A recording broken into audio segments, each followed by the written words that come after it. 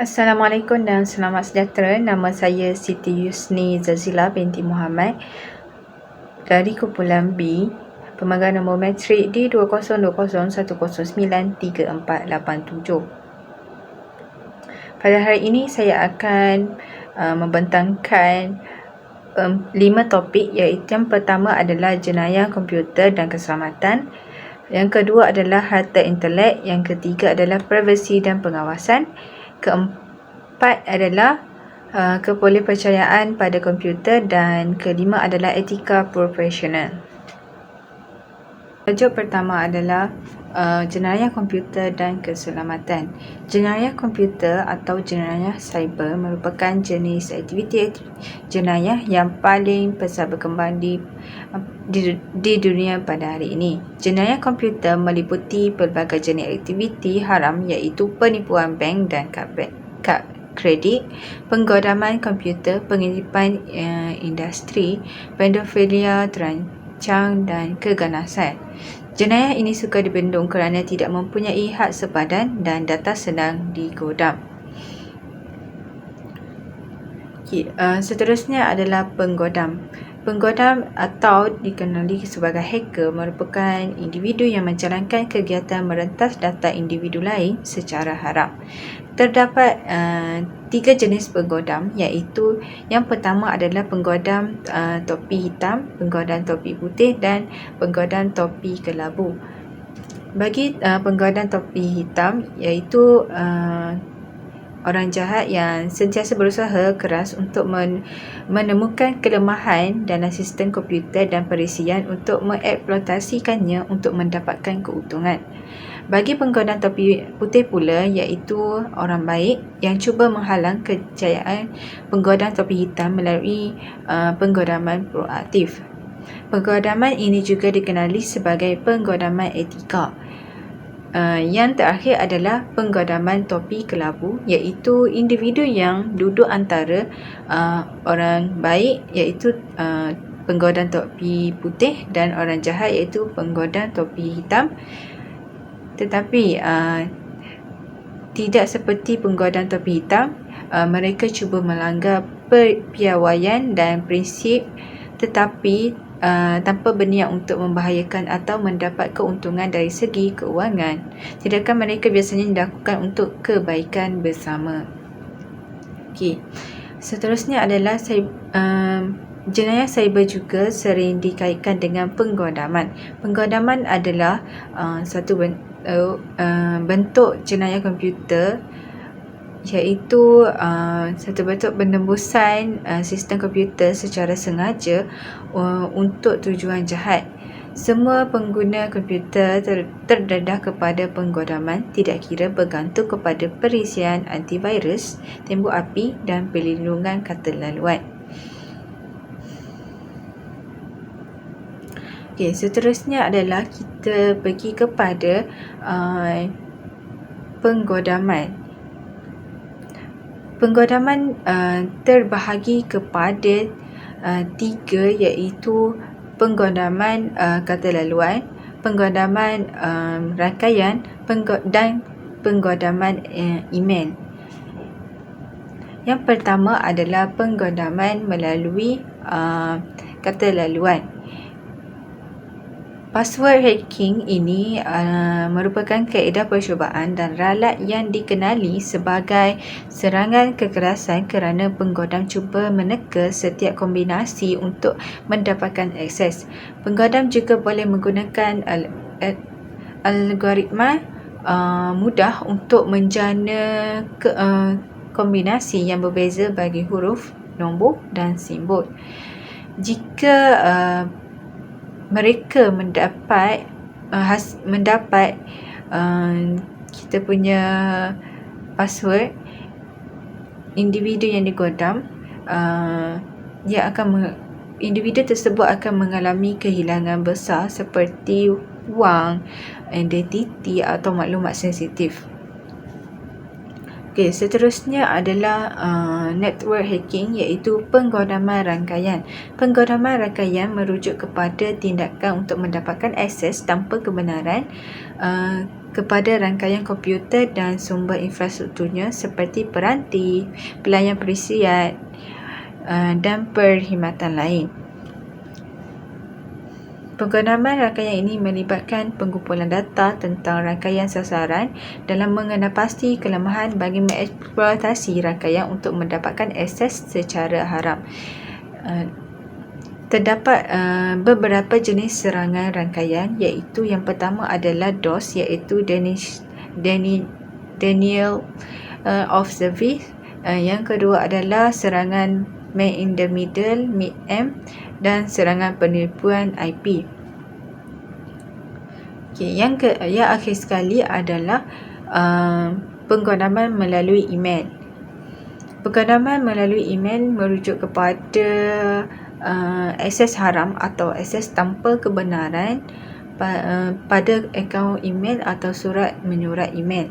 Akses ini selalunya digunakan oleh penjenayah cyber bagi tujuan jahat seperti mencuri maklumat peribadi, melaksanakan penipuan pancingan data atau menyebarkan perisian yang mengandungi virus tertentu.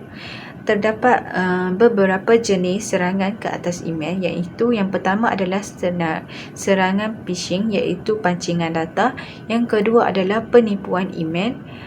Yang ketiga adalah spam email. Bagi spam email, akaun yang ingin digodam akan mendapat banyak email yang sama berulang-ulang. Perkara ini berlaku kerana penggodam mahu menjejaskan keselamatan email untuk mencuri maklumat atau merosakkan sistem. Oleh itu, bagi melindungi email daripada digodam dan diancam, kita boleh mengamalkan beberapa langkah utama dalam mencegah email digodam. Yang antaranya adalah kita menggunakan penapisan email lanjutan. Yang kedua adalah perisian anti-malware. Yang ketiga adalah penyulitan, dan yang keempat adalah protokol pengesahan email. Oleh itu kita perlu berjaga-jaga dan sentiasa mengamalkan beberapa langkah utama bagi melindungi email kita daripada terdedah kepada penggodam. Akhir sekali, kesan daripada jenayah cyber adalah sangat buruk dan boleh melingkupkan sesebuah syarikat jika maklumat syarikat itu telah digodam dan maklumat syarikat itu boleh dibeli oleh pesaing-pesaing bagi syarikat tersebut. Bagi individu sendiri juga perlu mengambil beberapa langkah berjaga-jaga bagi memastikan data peribadi kita selamat. Hal ini demikian kerana jika penggodam menjual data peribadi kita akan mendapat susah di kemudian hari. Kita juga akan mengalami kehilangan wang dalam bank. Yang kedua adalah kita juga akan mengalami kebocoran data peribadi. Oleh itu kita perlu berjaga-jaga ketika menerima pesanan dari yang berusulkan link atau pautan daripada orang yang tidak dikenali. Seterusnya kita pergi kepada tajuk nombor 2, iaitu harta intelek. Harta intelek atau dalam bahasa Inggeris adalah intellectual property atau IP, yang merupakan istilah yang merujuk kepada beberapa jenis ciptaan fikiran berlainan di mana hak eksklusifnya diakui di bawah bidang undang-undang yang berkaitan. Di bawah undang-undang harta intelektual, pemilik diberikan hak eksklusif tertentu bagi pelbagai aset tidak nyata seperti muzik, penulisan dan karya seni, penemuan dan ciptaan, perkara dan frasa, simbol dan reka bentuk. Bagi harta intelek juga dalam bidang undang-undang merujuk kepada hasil kreativiti manusia yang merangkumi pelbagai perkara seperti karya muzik, sastra dan seni, reka cipta dan simbol yang digunakan dalam perniagaan termasuk hak cipta. Di bawah undang-undang harta intelek, pemegang adalah pemegang merupakan salah satu daripada harta-harta yang bersifat abstrak ini mempunyai hak-hak eksklusif tertentu untuk harta intelek yang mereka cipta. Contohnya, saya mempunyai syarikat yang mencipta satu software yang boleh memberi manfaat kepada orang lain. Bagi melindungi hak cipta syarikat saya perlu mendaftarkan saya punya software pada Perbandaran Harta Intelek. Okey, saya akan menunjukkan cara untuk mendaftar harta intelek. Okey, yang pertama kita pergi kepada laman web My IPO Perbadanan Harta Intelek, iaitu kita akan melayari laman web https://www.myipo.gov.my. Kita akan jumpa satu laman web ini yang seperti saya tunjukkan di dalam slide. Okey, yang kedua adalah kita pergi kepada semak kelayakan pemohon. Kita pergi kepada menu dan tekan kepada pattern, dan seterusnya kita semak pemohon. Kita pergi kepada pemohon yang layak. Okey, daripada kita punya permohonan yang layak, kita baca dia punya kelayakan, iaitu penciptaan asal reka bentuk perindustrian. Permohonan boleh dibuat sama ada orang perseorangan ataupun oleh sebuah syarikat. Sekiranya pemohon bukan pencipta, pernyataan yang mewajarkan hak pemohon ke atas pendaftaran, statement, justifikasi aplikasi perlu dikemukakan semasa memfailkan permohonan. Okey, seterusnya kita pergi kepada cara mendaftar. Kita pergi kembali kepada menu pattern, memohon pattern. Seterusnya kepada memohon pattern, kita tengok kepada pembaharuan utility atau pemfailan secara manual. Okey, dekat sini dia bagi kita dua cara, sama ada kita menggunakan secara manual atau secara atas talian. Okey, seterusnya kita pergi lagi dekat dia punya laman web tadi, kita tekan kepada permohonan secara atas talian. Di dalam permohonan secara atas talian, dia akan keluar iaitu cara-cara untuk memfailkan secara atas talian. Okey, kita perlu mengikut dia punya arahan, iaitu kita perlu memuat turun dokumen-dokumen yang berkenaan yang dia minta pada permohonan pattern utility. Kita pergi kepada memuat turun dokumen borang 1. Okey, seterusnya dia kata dapatkan ID digital anda. Okey, untuk mendapatkan ID digital, kita perlu mendaftarkan dulu. Kita mengikut manual yang disediakan. Okey, seterusnya kita akan memasukkan ID digital ke dalam PC atau simpan ke peranti storage sekunder seperti thumb drive. Nombor 8 adalah ID digital hendaklah disertakan dengan permohonan anda. Seterusnya kena membuat pembayaran, dan kita boleh menyewa yuran dalam jadual skim harga. Seterusnya anda boleh boleh cetak salinan borang pattern 1 sebelum anda membuat pembayaran. Okey, dan akhir sekali cetak halaman pengesahan setelah selesai pemfailan. Okey, itu saja daripada saya bagi proses untuk mendaftarkan harta intelek. Okey, untuk keterangan lebih lanjut dan untuk rujukan, anda boleh lihat dekat manual yang disediakan. Seterusnya adalah tajuk nombor 3, iaitu privasi dan pengawasan. Apakah pengawasan? Pengawasan merujuk kepada pemantauan sistematik individu, kumpulan atau aktiviti untuk mengumpul maklumat, mengurus atau mempengaruhi untuk melindungi. Pengawasan juga melibatkan pemerhatian dan pengumpulan data, selalunya ia melalui cara elektronik dengan tujuan untuk memahami atau mempengaruhi atau mengawal tingkah laku. Bagi pengawasan komputer pula merujuk kepada jenis pengintipan yang menjejaki semua aktiviti pada komputer, atau merujuk kepada penggunaan komputer untuk memantau kamera keselamatan dan suapan audio.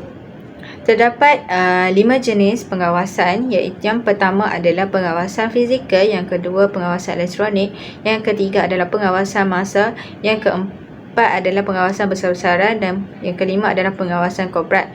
Bagi pengawasan fizikal, yang melibatkan penggunaan ejen manusia untuk memerhati dan menjejaki individu atau aktiviti. Pengawasan fizikal ini adalah salah satu sumber paling utama bagi penyiasat dan pengawal untuk mengesat aktiviti jenayah serta membina kes terhadap pesalah yang disyaki. Yang kedua adalah pengawasan fizikal. Yang kedua adalah pengawasan elektronik, iaitu dengan melibatkan penggunaan teknologi seperti kamera, mikrofon dan penderia untuk memantau atau merakam aktiviti. Pengawasan elektronik ini melakukan fungsi yang sama dengan operasi penyamaran, tetapi membenarkan pengumpulan bukti yang lebih luas. Okey, yang ketiga adalah pengawasan massa, iaitu dengan memantau populasi atau kumpulan yang besar, selalunya difasiliti oleh teknologi canggih dan analisis data. Hal ini dapat menjimatkan tenaga dan pengawasan massa dapat melibatkan pengumpulan data dari berbagai sumber seperti komunikasi elektronik, data kewangan, lokasi dan sebagainya. Okey, yang keempat adalah pengawasan besar-besaran, iaitu pengawasan yang rumit terhadap keseluruhan atau sebahagian besar daripada populasi bagi memantau kumpulan rakyat tersebut. Pengawasan besar-besaran ini juga turut dikenali sebagai amalan mengintip keseluruhan atau sebahagian besar populasi. Ia juga melibatkan apa-apa saja daripada pemantauan CCTV dan permintaan email kepada dan penggodaman komputer.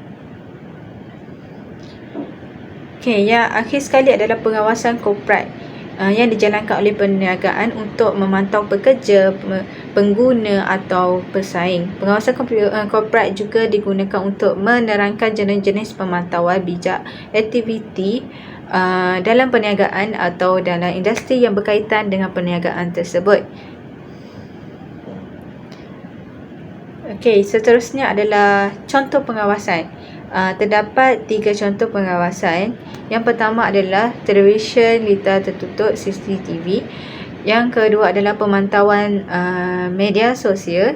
Yang ketiga adalah pengawasan telefon dan internet. Bagi CCTV atau televisyen litar tertutup digunakan di ruang awam, perniagaan dan rumah untuk keselamatan.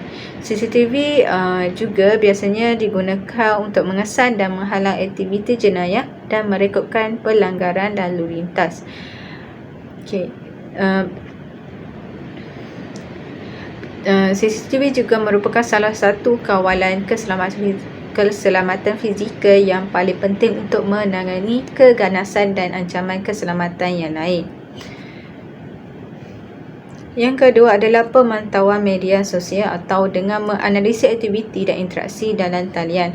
Pengawasan media sosial dari segi pengumpulan dan pemrosesan data peribadi yang tarik daripada platform komunikasi digital. Pemantauan media sosial secara berangsur-angsur menjadi amalan biasa dalam organisasi awam.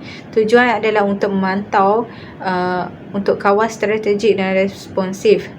Okey, yang terakhir adalah pengawasan telefon dan internet, iaitu dengan memantau komunikasi elektronik untuk tujuan keselamatan atau penyiasatan. Telefon akan mengumpulkan data yang disampaikan merentasi rangkaian mudah alih tetap atau generasi seterusnya. Pengawasan internet ialah pemantauan tingkah laku dalam talian, aktiviti atau maklumat yang lain yang boleh diubah-ubah. Biasanya orang dan selalunya secara sembunyi-sembunyi. Pemantauan ini pemantauan internet juga merupakan pemantauan tingkah laku dalam talian, aktiviti atau maklumat yang lain yang berubah-ubah. Okey, seterusnya adalah nombor 4. Bolehkah anda memantau aktiviti komputer pekerja anda? Berikan contoh bagaimana mereka melakukannya. Okey, kita boleh memantau aktiviti pekerja melalui komputer, iaitu kita boleh menggunakan beberapa cara, iaitu yang pertama penggelokan kekunci, iaitu memasukkan kata kunci, merangkam ketukan kekunci untuk menjejaki apa yang ditarik. Satu cara untuk mendapatkan kata laluan atau maklumat dengan menangkap apa yang ditarik oleh pengguna. Okey, yang kedua adalah tangkapan skrin, iaitu mengambil tangkapan skrin pada selang masa atau apabila aktiviti tertentu berlaku. Tangkapan layar, iaitu tangkapan screenshot, adalah gambar yang merakam tampilan layar pada suatu saat tertentu. Cara ini merupakan cara umum yang digunakan untuk berkongsi informasi tentang apa yang terjadi di layar komputer atau di data perangkat sesular. Okey, yang ketiga adalah pemantauan rangkaian, iaitu menjejaki penggunaan internet, tapak web yang dilawati dan pemindahan data. Pemantauan rangkaian merujuk kepada kegiatan pemantauan dan pengawasan terhadap pelbagai aspek jaringan komputer atau sistem komunikasi. Okey, soalan nombor 5 adalah bagaimanakah kerajaan mengitip rakyatnya? Terdapat 3 cara kerajaan boleh mengitip atau memantau rakyatnya, iaitu yang pertama adalah pengumpulan data massa, yang kedua adalah wiretapping, dan yang ketiga adalah pengawasan internet. Okey, kita bagi kepada pengumpulan data massa, iaitu pengumpulan data massa merujuk kepada pengumpulan sejumlah besar data daripada pelbagai sumber, selalunya dalam skala yang luas. Ini termasuk data yang dikumpul oleh agensi kerajaan, syarikat swasta atau entiti lain. Okey, yang kedua adalah wiretapping, iaitu melibatkan memintas dan memantau perbualan telefon atau komunikasi tanpa pengetahuan atau persetujuan pihak yang terlibat. Dalam banyak bidang kuasa, penyadapan dilakukan oleh undang-undang. Penyadapan dikawal oleh undang-undang kerana potensi pencerobohan privasi. Okey, yang ketiga adalah pengawasan internet, iaitu pemantauan aktiviti dalam talian termasuk email, interaksi media sosial dan bentuk komunikasi digital yang lain. Kerajaan, agensi perisikan dan entiti lain mungkin terlibat dalam pengawasan internet atas pelbagai sebab, termasuklah keselamatan negara dan penguatkuasaan undang-undang. Amalan ini juga telah menimbulkan kebimbangan kepada privasi, kebebasan bersuara dan kebebasan awam. Okey, yang keenam adalah bagaimanakah pengawasan merupakan pengawasan termasuk daripada isu etika. Pengawasan ini menimbulkan kebimbangan etika yang berkaitan dengan privasi, persetujuan dan kemungkinan penyalahgunaan maklumat. Ia boleh melanggar kebebasan individu dan membawa kepada penyalahgunaan kuasa jika tidak dijalankan secara telus. Dengan pengawasan yang berkaitan dengan privasi, konsep dan potensi salah guna maklumat. Hal ini demikian kerana jika kerajaan menggunakan pengawasan, kerajaan boleh mengambil semua data rakyat mereka. Oleh itu, tindakan organisasi tertentu adalah untuk menutup data-data rakyat daripada dicuri oleh penggodam luar. Okey, yang ketujuh adalah apakah langkah yang boleh anda ambil untuk menyekat atau menghalang daripada pengawasan awam atau kerajaan. Untuk meningkatkan privasi dan melindungi daripada pengawasan, yang pertama kita boleh menggunakan penyulitan, iaitu menyulitkan komunikasi dan data untuk melindunginya daripada capaian yang tidak dibenarkan. Yang kedua adalah menggunakan rangkaian peribadi maya, iaitu VPN, iaitu topeng aktiviti dan lokasi internet anda. Okey, yang ketiga adalah melindungi peranti anda dengan kita kemaskini perisian dan menggunakan kata laluan yang kukuh dan menggunakan ciri keselamatan seperti biometrik, iaitu scan muka, kita ada juga cap jari, dan ada juga menggunakan suara. Okey, yang keempat adalah berhati-hati dengan aktiviti dalam talian. Kita juga perlu menghadkan perkongsian maklumat peribadi dan berhati-hati tentang perkara yang anda siarkan dalam talian. Kita juga dinasihatkan untuk memprivasikan kita punya nombor kad pengenalan, memprivasikan tahun kelahiran. Yang kelima adalah menyokong undang-undang privasi. Kita perlu menyokong undang-undang privasi yang melindungi hak privasi individu. Yang keenam ialah menggunakan alat berfokus privasi, iaitu menggunakan alatan dan perkhidmatan yang direka bentuk dengan tumpuan dan privasi pengguna. Bahagian tajuk nombor 4 iaitu kebolehpercayaan pada komputer. Kebolehpercayaan kepada komputer ialah sains yang memastikan sistem komputer berfungsi dengan betul walaupun komponen perkakasan dan perisian individu mungkin gagal. Ia juga mempertimbangkan kegagalan dalam konteks permusuhan di mana seseorang secara eksplisit cuba untuk membuat sistem berkelakuan yang tidak normal. Kebolehpercayaan juga boleh dikaitkan dengan atribut mana-mana komponen yang berkaitan dengan perisian komputer, perkakasan atau rangkaian. Contohnya, ia dapat berfungsi secara konsisten mengikut spesifikasinya. Okey, kenapa kebolehpercayaan dalam sistem komputer adalah penting?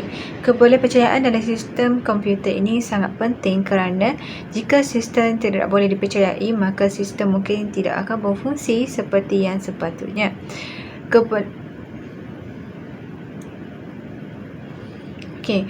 Yang kedua adalah keteguhan dan kekukuhan dalam sistem komputer, bermaksud seberapa baik sistem itu untuk mengatasi input atau pengiraan yang tidak normal.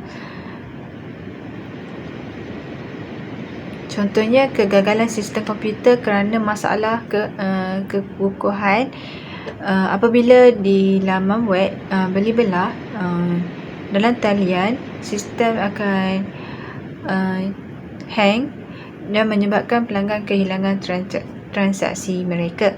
Hal ini boleh menyebabkan pelanggan lari atau menghakis kepercayaan pelanggan terhadap web beli belah tersebut. Yang kedua adalah kebolehpercayaan kepada sistem komputer penting kerana produktiviti dan kecekapan. Komputer yang boleh dipercayai menyumbang kepada peningkatan produktiviti dengan meminimumkan masa. Sistem yang tidak boleh dipercayai boleh menyebabkan gangguan, mengakibatkan masa dan sumber terbuang begitu sahaja. Contohnya, penggunaan nama web untuk tujuan tertentu semestinya perlulah cekap dan mudah dikendalikan.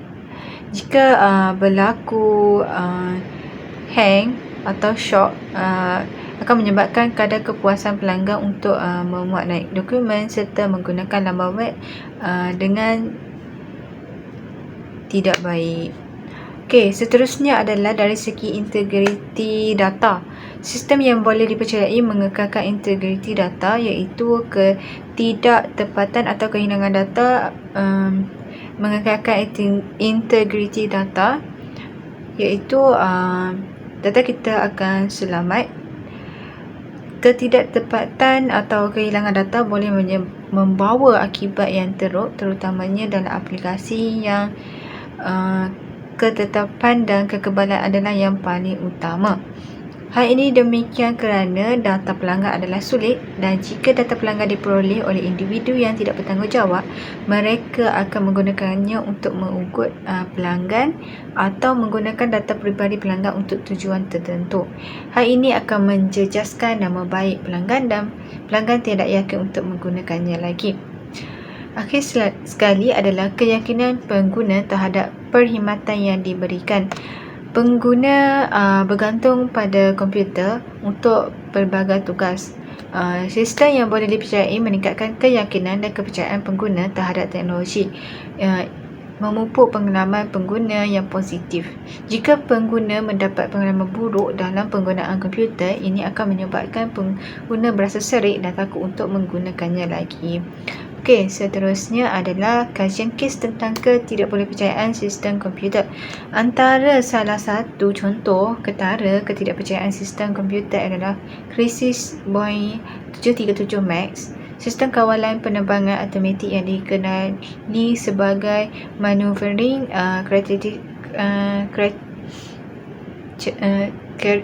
characteristic augmentation system (MCAS) telah terlibat dalam 2 nahas maut, iaitu yang pertama adalah penerbangan Lion Air 610 pada Oktober 2018 dan penerbangan Ethiopian Airlines 302 pada Mac 2019. MCAS ini yang direka untuk mengelakkan terberhenti bergantung pada penderia sudut, serangan tunggal dan kerosakan yang membawa kepada pesawat masuk ke dalam hidung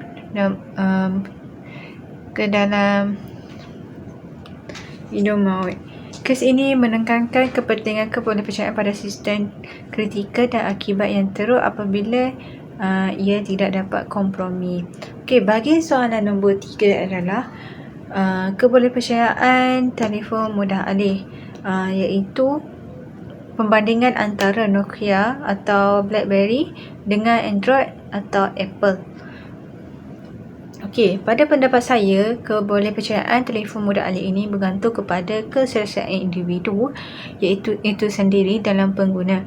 Ada yang lebih suka menggunakan Android atau Apple, akan tetapi ada yang suka Nokia kerana Nokia amat dikenali dengan tahan dan lasak. Akan tetapi saya ingin menguraikan dari segi kebolehpercayaan perkakasan pada era Nokia dan era Android. Dalam masa era Nokia, telefon bimbit terkenal dengan perkakasan yang teguh, khususnya bagi telefon Nokia dan Telefon Nokia juga mempunyai jangka hayat bateri yang panjang. Okey, bagi era sekarang iaitu yang dikuasai oleh Android dan Apple, telefon pintar telah menjadi lebih canggih tetapi juga lebih rapuh. Penekanan pada reka bentuk, anggun dan skrin sentuh yang besar telah membawa kepada telefon lebih terdedah kepada kerosakan jika terjatuh. Walau bagaimanapun, kemajuan dalam bahan dan pembuatan juga telah menghasilkan beberapa model perdana yang tahan lama. Okey, seterusnya adalah kebolehpercayaan perisian pada era Nokia dan pada era Android dan Apple. Okey, perisian pada era Nokia adalah perisian agak mudah berbanding telefon pintar pada masa kini. Walau bagaimanapun, ia sangat boleh dipercayai dan cekap untuk tugasan yang ada. Okey, bagi era Android dan Apple, semasa kini yang menggunakan telefon pintar menawarkan sistem pengendalian yang berkuasa dan kaya dengan ciri-ciri yang pelbagai. Walaupun ini telah menghasilkan keupayaan yang luar biasa, ia juga memperkenalkan lebih banyak kerumitan dan potensi untuk isu perisian. Kemaskinan dan keserasian meretas pelbagai peranti kadang-kadang boleh membawa kepada isu prestasi pada perkakasan lama. Okey, seterusnya adalah kebolehpercayaan perkakasan. Pada era Nokia atau dan BlackBerry boleh dikatakan lebih tahan lama kerana ia dibina untuk menahan penggunaan kasar dan mempunyai hayat bateri yang sangat baik. Walau bagaimanapun, dari segi kebolehpercayaan perisian, telefon pintar moden menawarkan lebih banyak ciri dan keupayaan. Tetapi kerumitan ini kadang-kadang boleh membawa kepada isu perisian dan boleh membawa kepada data peribadi mudah tersebar dan mudah digoda. Okey, kesimpulannya, pilihan antara era bergantung kepada pilihan individu. Jika ketahanan dan jangka hayat bateri yang panjang menjadi keutamaan, era Nokia atau BlackBerry mungkin diutamakan.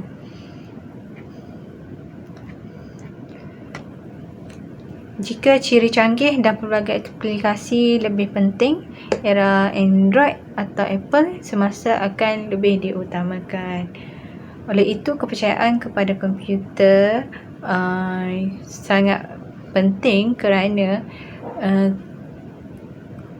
komputer kita boleh menambah kita punya ilmu dan kita boleh mempercepatkan dan menjimatkan masa dan kita juga boleh berhubung dengan orang jauh melalui video call, melalui audio call dan pelbagai. Seterusnya adalah topik tajuk yang kelima, iaitu etika profesional. Dalam etika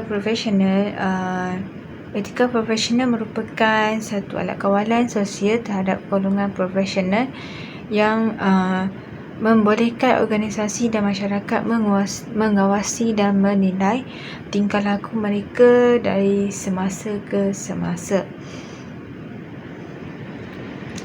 Terdapat 8 prinsip mengenai pasti hubungan bertanggungjawab secara moral, iaitu yang pertama adalah awam, yang kedua adalah pelanggan dan majikan, yang ketiga adalah produk, yang keempat adalah penghakiman, yang kelima adalah pengurusan, yang keenam adalah profession, yang ketujuh adalah rakan sekerja, dan yang terakhir adalah diri sendiri.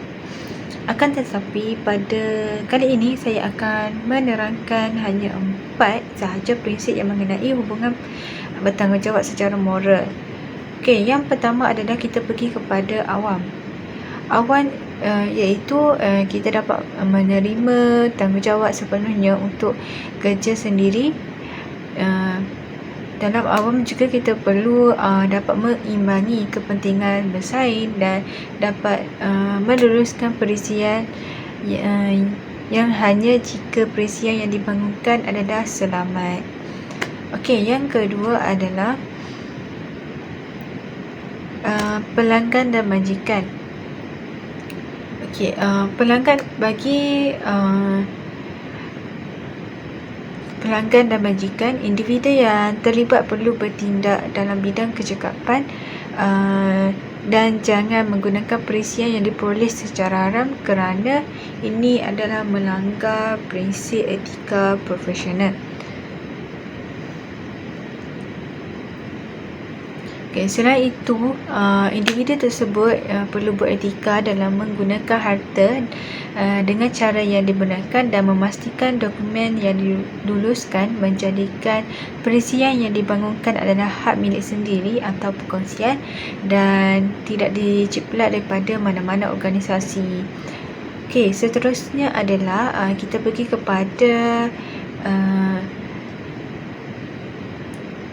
produk, iaitu produk yang memenuhi, kita perlu memastikan produk memenuhi piawaian tertinggi, iaitu dengan memastikan matlamat, kualiti tinggi, kos yang boleh diterima dan jadual yang munasabah untuk menjadikan pertukaran yang jelas. Okey, hal ini akan dapat mengimbangi antara kita punya kualiti produk dan kos yang kita keluarkan dan serta tanggungjawab pengguna untuk membeli daripada kita. Okey, seterusnya dengan penjagaan etika juga kita dapat memastikan matlamat yang betul dan boleh dicapai. Seterusnya, individu tersebut juga dapat menghadapi isu etika, ekonomi, budaya, undang-undang dan alam sekitar. Dalam kod etika ini juga kita dapat memastikan anda layak untuk bekerja yang dicadangkan mengikut kemampuan dan dapat menggunakan metodologi projek yang sesuai mengikut piawaian profesional yang paling sesuai. Okey, yang terakhir adalah penghakiman. Etika dalam penghakiman adalah untuk meredakan semua pertimbangan teknikal dengan keperluan untuk menyokong dan mengekalkan nilai kemanusiaan. Dari segi penghakiman juga kita perlu memahami dan persetujuan dengan dokumen sebelum mengesahkannya. Okey. Dan dalam kehakiman juga, etika kehakiman juga, kita dinasihatkan untuk jangan terlibat dalam amalan keuangan yang menipu dan boleh mendedahkan kepada konflik ikut kepentingan. Okey, kesimpulannya adalah dengan adanya etika kita dapat mengawal tingkah laku seseorang supaya sesuai dengan kejayaannya. Dalam masa yang sama, etika profesional juga akan mengajar kita untuk berdisiplin dan jujur dalam bekerja. Di samping itu, etika profesional juga mengajar majikan atau pekerja yang bertimbang rasa, adil dan bertanggungjawab terhadap tugasan yang dipekerjakan. Sekian saja daripada saya. Assalamualaikum warahmatullahi wabarakatuh.